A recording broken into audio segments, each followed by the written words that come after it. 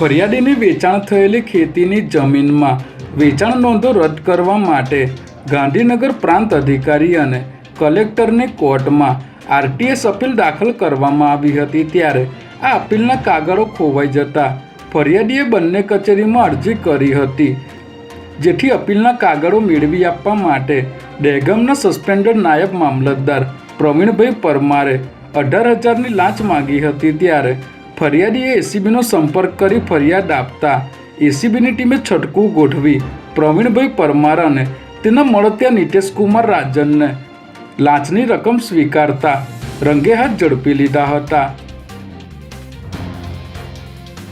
ગાંધીનગરમાં આરોગ્ય કર્મચારીઓની અચોક્કસ મુદતની હડતાલ આજે 11મા દિવસે પણ યથાવત રહી છે।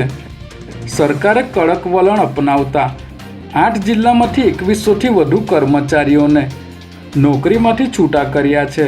આ ઉપરાંત 5000થી વધુ કર્મચારીઓને નોટિસ ફટકારવામાં આવી છે, જેમાં રાજ્ય સરકારની સૂચનાને પગલે વડોદરા જિલ્લાના 350 જેટલા હેલ્થ વર્કરોને નોટિસ આપવામાં આવી છે અને આજે તાલુકા મથકે જવાબ આપવા હાજર રહેવા જણાવાયું હતું। ત્યારે આ અંગે આરોગ્ય મંત્રી ઋષિકેશ પટેલે જણાવ્યું હતું કે કર્મચારીઓ હડતાલ સમેટ્યા બાદ ટેબલ પર આવે તો ચર્ચા થાય, બાકી વાત કરવાનો કોઈ મતલબ નથી।